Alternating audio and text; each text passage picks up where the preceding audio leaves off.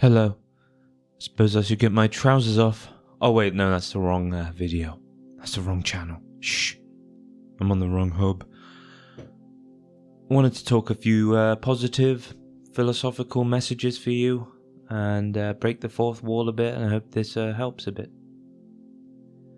First thing I want to talk about is your dignity and how it's the one thing that nobody could ever take away from you if you don't let them. One thing I'm realizing in life is I used to bow to people even in small ways, and it would build up inside of me just by doing what they want to hope that I would please them. But when you start looking at life the other way, you start to get this sense of identity, this pride about yourself where you don't have to.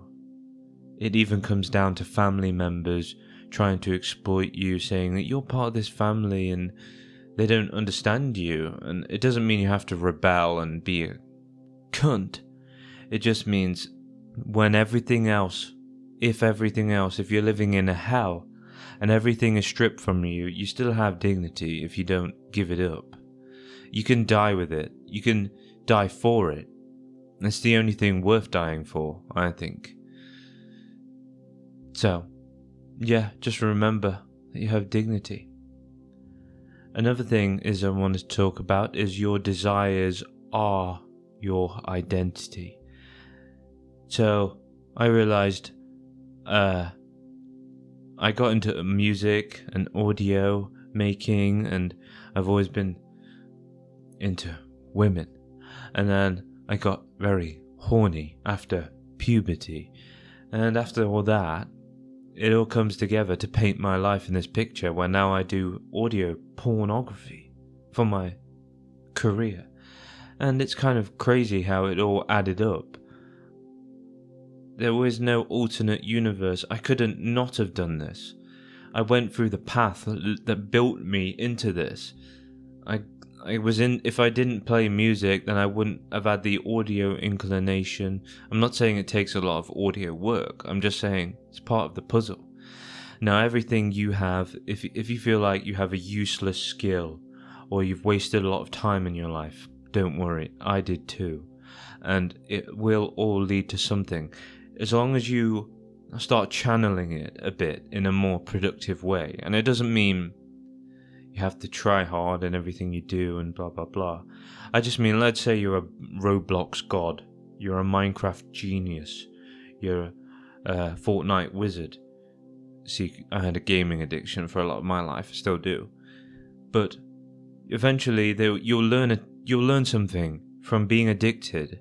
You'll learn that you're in this pit and you obviously like something about the games. You like a sense of pride that it gives you, and you realize that hard work can pay off or whatever, you know. So even with your addictions, they might not be gaming, they will still teach you something. You'll be in the pit with it, and everything, like I started this part off by saying your desires are your identity.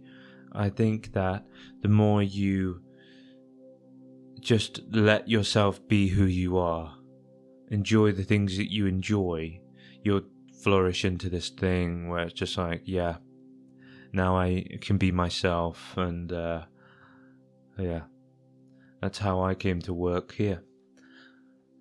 Another thing is, it's a bit different. Maybe it's not positive necessarily, but I want to talk about this phrase, it's lonely at the top. Now, whenever you're succeeding in life, somebody will try to get in on that. Okay, and that's, I don't judge them for that.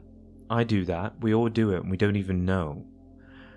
There's a very big teaching from Nietzsche, who is a German philosopher, talking about the will to power, and that means everything in this world, every organic thing, maybe inorganic too, has a purpose and has a source of energy that it needs to exert into the world and put itself forward. Excuse me. I imagine a plant and the way the plant is crawling out from the cracks in the stone and chasing sunlight and whatever resources it can get. We're all like that. whether we know it or not. We have these desires in us. Every cell in us has its own desire, and it's like a big equation into deciding what act we take. I don't really believe in free will, but we'll get into that another day maybe. But what I'm saying is, you can't help. You have a desire for power. Not you necessarily, but everything inside you wants to be nourished. It wants to collect. Stuff like that.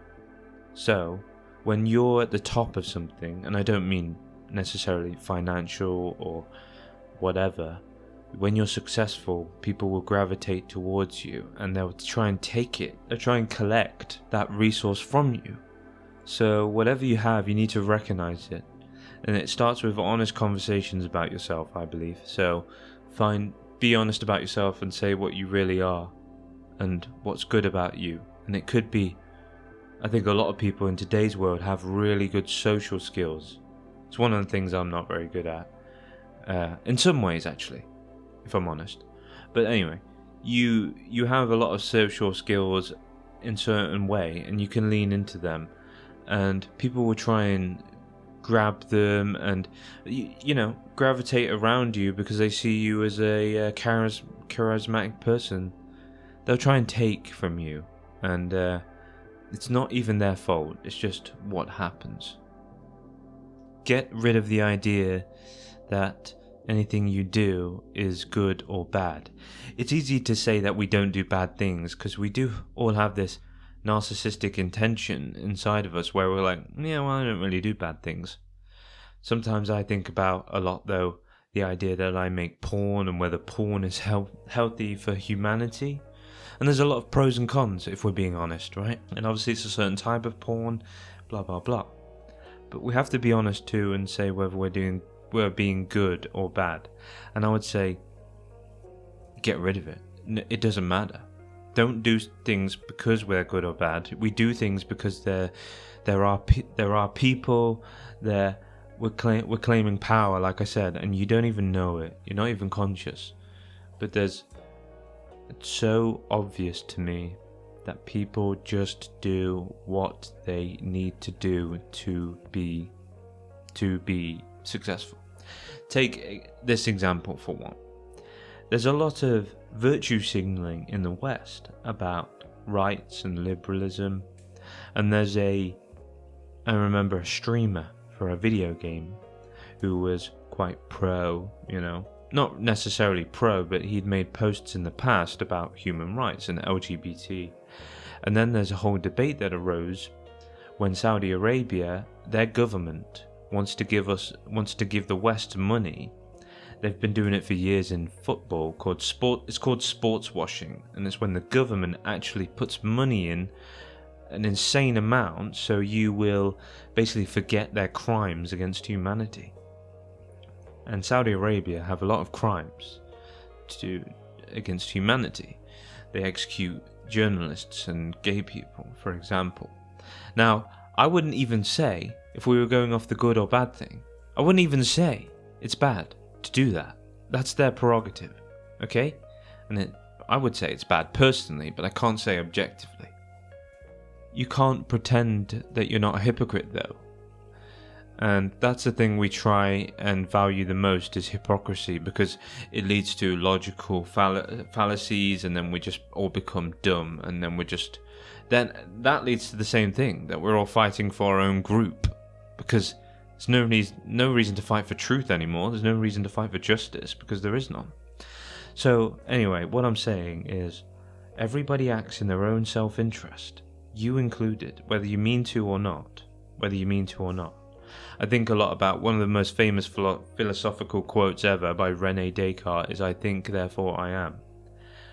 You can interpret that in so many ways, I think, therefore I am. But it's actually a big flaw, and I can't really perfectly describe it. But if you want to look into it, go ahead. But basically, it forgets that every single word in that sentence needs to be broken down. Who is I? What is I? A sense of identity. Think. What is the act of thinking? That you do stuff subconsciously before you think. You are a program.